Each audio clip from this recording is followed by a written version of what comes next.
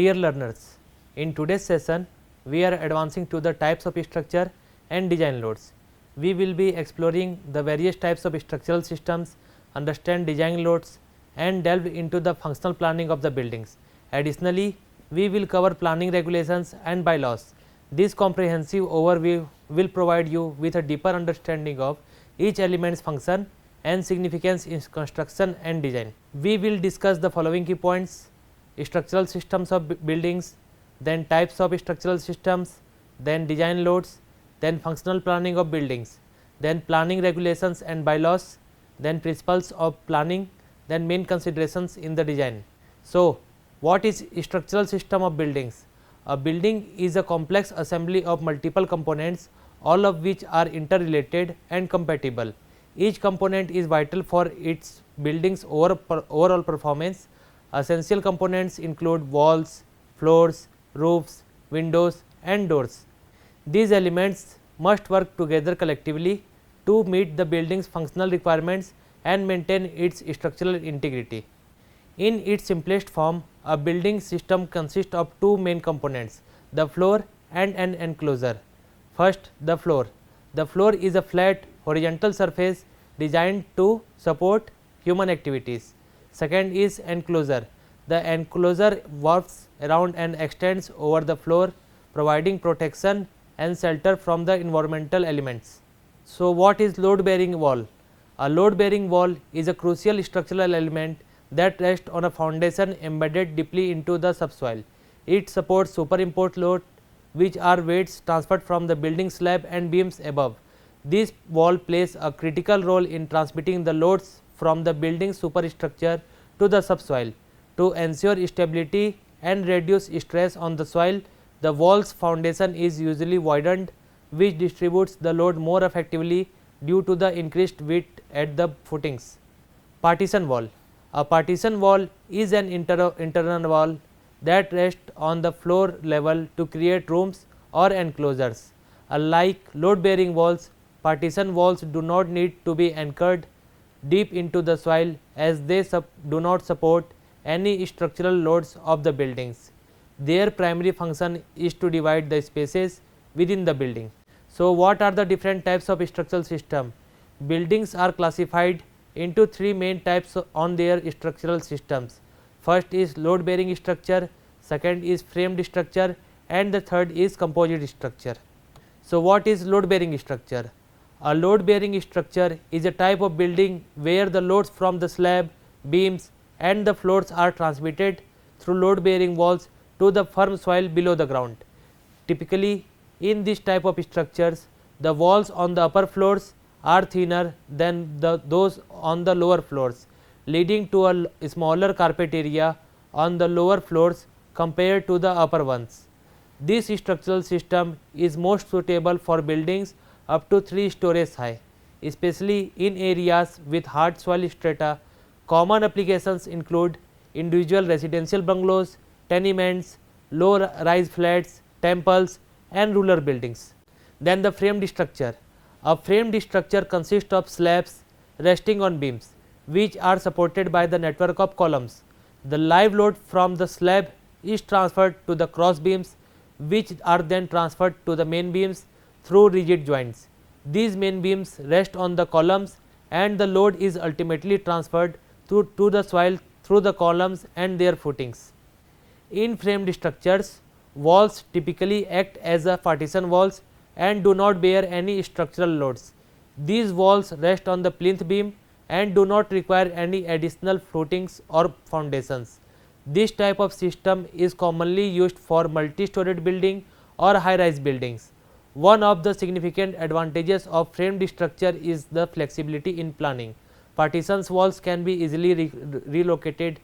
The entire frame is constructed monolithically, which allows it to withstand a variety of external loads, including compressive, tensile, torsional and shear stresses, along with the moments. Reinforced concrete cement (RCC) is the preferred material for the framed structure because it can handle these loads effectively. Unlike RCC, bricks can only withstand compressive load. Compared to the load bearing structures, framed structures offer more usable floor area, that is carpet area, and maintain consistent floor area across all the levels. Then the composite structure. A composite structure incorporates elements of both the load bearing and the framed structures. In this system, external walls function as load bearing walls, while internal supports are provided by the RCC columns. Composite structures combine the advantages of both load bearing and the frame system and are ideal for the buildings with large spans such as warehouses, workshops, halls, and large factory sites.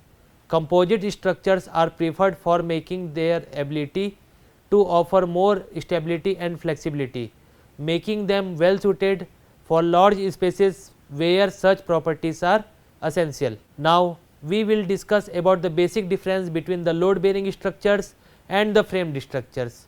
In load bearing structures, almost all the walls are load bearing, while in the framed structures, all the walls are partition walls or screen walls, none of them are load bearing. In load bearing structures, walls are typically provided with shallow or deep foundations, while in framed structures, all the walls rest on the plinth beams and do not require any footings or foundations. Load bearing walls extend deep into the subsoil for foundation stability, while in framed structure only columns are embedded into the soil and are provided with the footings. Load bearing walls are constructed mainly with the bricks or stones, while framed structures are constructed primarily with the reinforced cement concrete RCC for columns, beams and slabs. The minimum thickness of load bearing walls is 200 mm, while in framed structures only exterior walls have a thickness of 200 mm and all the interior walls are typically around 100 mm or less. Once constructed, load bearing walls cannot be dismantled, while in framed structures walls can be repositioned as they are lighter and do not bear any loads. In load bearing structure, there is a limited openings for doors, windows and ventilations, while in framed structures there is no restrictions on the openings. The spaces between the columns can be fully or partially open as per the design requirement. In load bearing structure, floor plans must be consistent across all the levels to maintain alignment of the load bearing walls, while in framed structures floor plans are flexible and can be independently designed for each floor.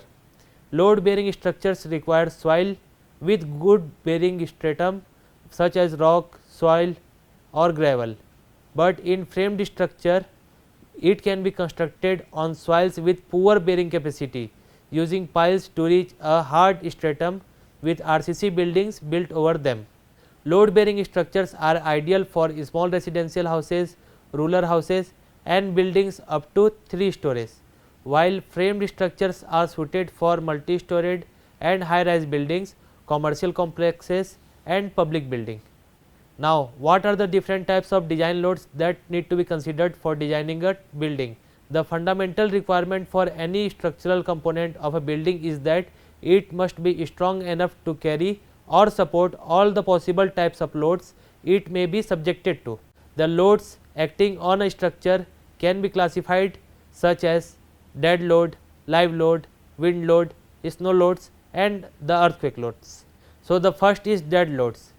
Dead loads in a building include the weights of all the partitions, walls, floors and the roofs as well as all the other permanent constructions in the building. The unit mass of some common materials are shown in the table displayed. As we can see in the table, in the building material part, bricks are having density of 1600 to 1920 kg per meter cube.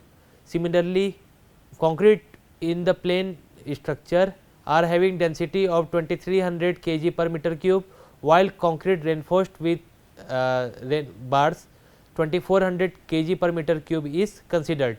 So, the next is live loads. Live loads or imposed loads on the floors include all loads other than the dead loads. The loads to be assumed in a building design should be the greatest loads likely to be produced by the intended use or the occupancy, but not less than the minimum loads as specified in the table shown with any permitted reductions. Floors should be checked for both uniformly distributed loads and the corresponding concentrated loads as specified in the table shown, and designed for the most adverse effects. The concentrated loads specified in the table may be assumed to act over an area of 0.3 to 0.3 meter. Concentrated loads need not be considered where floors can effectively distribute these loads laterally.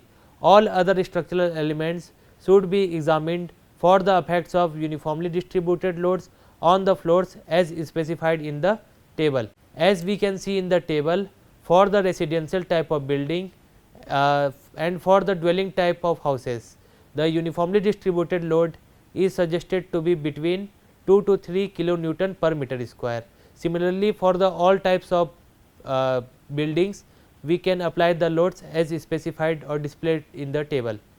The next is live loads due to the partitions.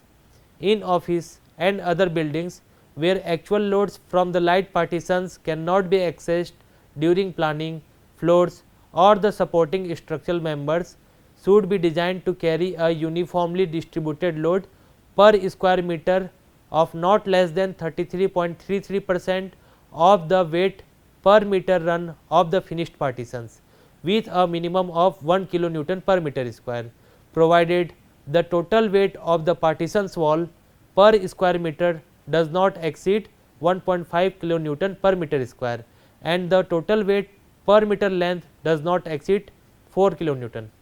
Then the reduction in imposed loads on the floors. Reductions in assumed total imposed loads on the floors can be made while designing columns, load bearing walls, piers, their supports and the foundations, such as we can see in the table. For the number of floor like 1, there is a 0% reduction for the imposed load, but for the 4 number of storage we have to reduce the imposed loads on the floor up to the 30%. No reduction should be made for any plant or machinery specifically accounted for or in buildings used for storages, warehouses or garage. Then the live loads on roofs. Table shows the live loads on flat roofs, sloping roofs and the curved roofs. Roofs of buildings used for promenades or incidental assembly purpose should be designed for a minimum loads of 4 kilonewton per meter square or heavier if required. As we can see in the table, for the flat, sloping or curved type of roof, and if the access is provided, then we must apply uniformly distributed load of 1.5 kilonewton per meter square on the plan of the building. Then the loads given for the roofs does not include loads due to the snow, rain, dust collection, etc. The roof should be designed for the imposed loads given or for the snow or rain loads, whichever is greater. For special type of roofs with highly permeable and absorbent materials, the contingency of the roof material increasing in weights due to absorption of moisture should be provided. Then the third is wind loads. Wind in air in motion relative to the earth's surface, primarily horizontal. Vertical atmospheric motion components are minimal near the earth's surface. Wind pressure acts horizontally on vertical surfaces such as walls, columns, chimneys, towers and the inclined roofs. Then what are the various causes of wind loads? Wind originates from the difference in solar and terrestrial radiation, creating temperature irregularities and convection. Gravity acting through the pressure differences also influences winds. So, how can we measure wind? Wind velocities are measured using anemometers or anemographs. These devices are installed at heights ranging from 10 to 30 meters at meteorological stations. Then what is the impact of these wind loads on the structures? All exposed structures experience wind forces to some extent. A building's susceptibility to high wind pressure depends on its geographical location, nearby obstructions and the structure's properties. The effect on the structure is a combination of external and the internal pressures. Then the next type is snow loads.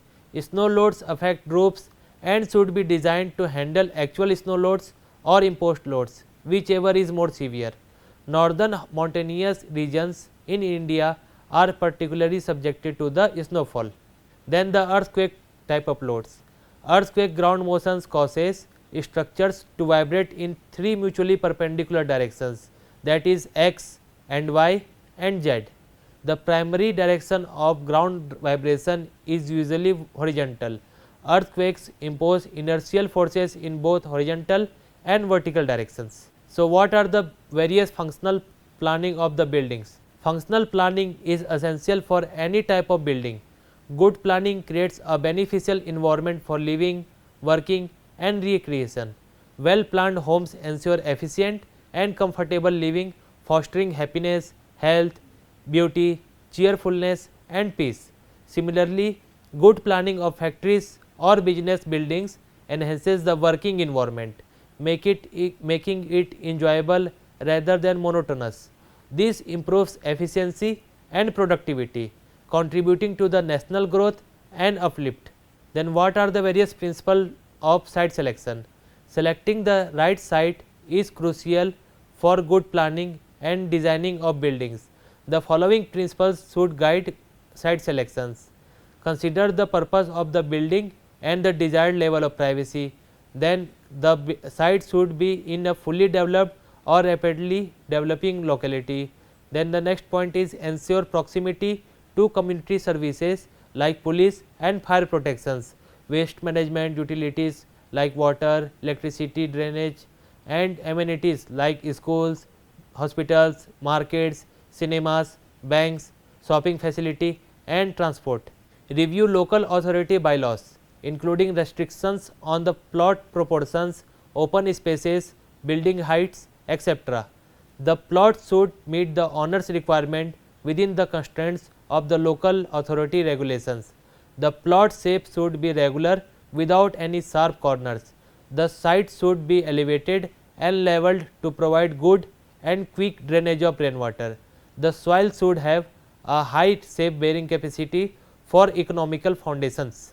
The site should be naturally beautiful, promoting healthy living and working conditions. Avoid sites near quarries, kilns, factories, areas prone to the heavy flooding, waterlogged areas, poorly maintained drainages and the slums. Then the consider legal and financial aspects of the building. Then the site plan. A site plan shows the location of the area belonging to the building or property under consideration. It should be prepared before construction and include the details such as: first, shape and boundary dimensions of the plot; second, setback lines at the front, back and sides; third, permanent boundaries or marks existing on the side; fourth, types of existing street or road along with its name and width; fifth, grade elevation at the center line, plot corners and house corners indicated by the counters; sixth, size and location of detached garages or toilet blocks if any; seventh, north line and the wind direction; eighth, width and type of footpaths; ninth, zoning and restrictions for the building; 10th, locations of fire hydrants; 11th, size, location, type and details of gas lines, underground drainage lines, manholes, connections to the public sewers, water mains, ventilating pipes, electrical cables, etc. Then what are the various planning regulations and bylaws that must be followed for a building?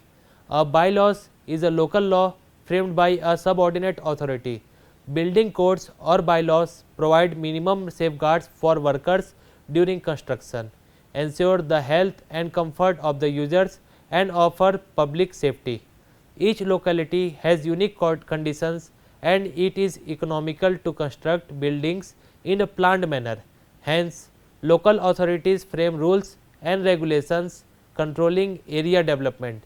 These are known as bylaws. The main objective of the building bylaws are to facilitate pre-planning of buildings by providing guidelines, to prevent haphazard development ensuring systematic area growth to afford safety to the inhabitants against fire, noise, health hazards and the structural failures. The bylaws and regulations govern various building aspects such as setback or building lines, floor space index or built up area, open space requirement around buildings, room sizes, lighting and ventilation, heights of rooms and buildings, water supply and sanitary provisions, structural design or sizes and sections. So, what is setback or building line? A setback is a frontage margin or open space in front of the adjacent street or road. It belongs to the property owner and is parallel to the plot boundaries as determined by the local authority. Nothing can be constructed beyond this line. For certain buildings like cinemas, building centers and factories which attract large number of vehicles, additionally setback distance between the be required, known as the control line. Then the floor space index FSI or the building built up area. The FSI controls development activity on a plot and can be used to check population densities. For example, if a plot area is 600 meter square with an FSI of 0.8, then the maximum built up area allowed is 480 meter square. Open space requirement. Sufficient open spaces should be left inside and around the building for lighting and ventilation. These spaces should be free from any erections and should be open to the sky with minimal projections over them. Then the size of the rooms. Minimum areas or sizes for individual rooms are prescribed to ensure health and ventilation. Then the height of rooms and buildings. The height is determined based on the width of the street the building faces. For streets wider than 8 meter but less than 12 meter, the building height should not exceed 12 meter. For streets wider than 12 meter, the building height should not exceed the street width with a maximum height of 24 meter. Then the lighting and the ventilation. Adequate openings like windows, ventilators should be provided for sufficient lighting and ventilation. The area of such openings should be a minimum of 1/10 of the floor area for dry and hot climates and 1/6 for wet hot climates. Then the water supply and the sanitary positions. Minimum requirements for water supply and sanitary convenience should be provided according to the National Building Code. Then the structural design. Structures should be designed for safe loads, earthquake resistance and the bearing capacities as per the relevant IS codes and the NBC code. General thumb rules for structural design include foundation depth, width of foundation and the concrete thickness in the foundation or the walls. Then the principles of planning. Planning involves arranging all the units of a building at levels, considering horizontal layouts and the levels to accommodate space enclosed by the walls. The engineers must consider the building's purpose, legal ownership and the financial aspects, but also focus on functionality. Engineers and architects should evaluate the site including availability of utilities, development of surrounding areas, means of transport and the proximity to services like police stations and fire brigades. They should also consider potential disadvantages like decayed neighborhoods, reclaimed soils, industrial pollution and the flood risk. Modern architects and engineers emerged with the industrial revolutions emphasizing functionality and simplicity. Reinforced cement, concrete and steel became popular, enabling new construction techniques. Modern materials like glass and plywoods allowed architects to design elegant functional buildings. Main considerations in the design. Architects and engineers must consider these for their design. First is bylaws of the locality, second is climate and its effects, third is materials and the method of construction, fourth is people's requirements. Each of these considerations ensure that the design of building is functional, sound and aesthetically pleasing. Functional planning of buildings ensures that the structures are well designed for their intended use, promoting efficiency and well-being. Selecting the right site, adhering to the planning regulations and considering modern architectural principles are key to achieving successful building projects. Bylaws of the locality. Bylaws are the local regulations and guidelines that govern construction and development within a specific jurisdiction. They are established by local authorities to ensure safety, sustainability and harmony within the communities. Importance of compliance. First is legal requirements. Bylaws define the legal framework within which construction projects must operate. They cover aspects such as building height, setback distances, floor area ratio and the land use zoning. Second is safety standards, regulations address structural stability, fire safety measures and accessibility requirements. Compliance ensuring buildings are safe for occupants and emergency responders. Third is environmental considerations. Bylaws often include provisions for environmental protections such as requirements for green spaces, stormwater management and energy efficient standards. Then what are the key areas of the bylaws? First is building codes, specific minimum standards for construction materials, techniques and structural integrity. For examples, seismic zones may have specific requirements to withstand earthquakes. Then the zoning regulations divide areas into the residential, commercial, industrial or mixed use zones. Each zone has a different permissible land users and building heights to maintain community aesthetics and functionality. Then the setback requirements define the distance between the buildings and property boundaries. Setbacks ensure adequate light, air circulations and privacy for the neighboring properties. Then the climate and its effects. Climate plays a crucial role in determining the design and performance of buildings, influencing factors such as energy efficiency, comfort and durability.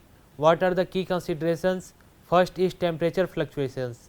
Extremes in temperature can affect heating and cooling requirements.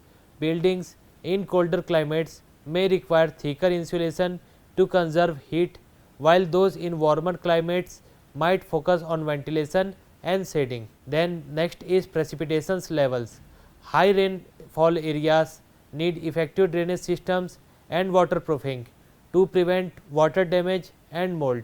Arid regions may require strategies for water conservation and protections against dust. Then the next is wind speed and direction. Wind patterns affect building orientation and the design of openings, windows and the vents. Properly designed buildings can utilize natural ventilation and reduce reliance on the mechanical systems. Then the next is materials and methods of construction. What are the various material selections? First is durability considerations. Building must withstand local environmental conditions and use requirements over time. For example, coastal areas may require materials resistance to salt corrosion. Then the next is cost effectiveness. Balancing initial cost with long term maintenance and operational savings is crucial. Sustainable materials often provide benefits such as energy efficiency and reduced environmental impacts. Availability. Local availability affects logistics and cost. Using locally sourced materials supports regional economics and reduces transportation impacts. Then the various construction methods, traditional versus modern techniques.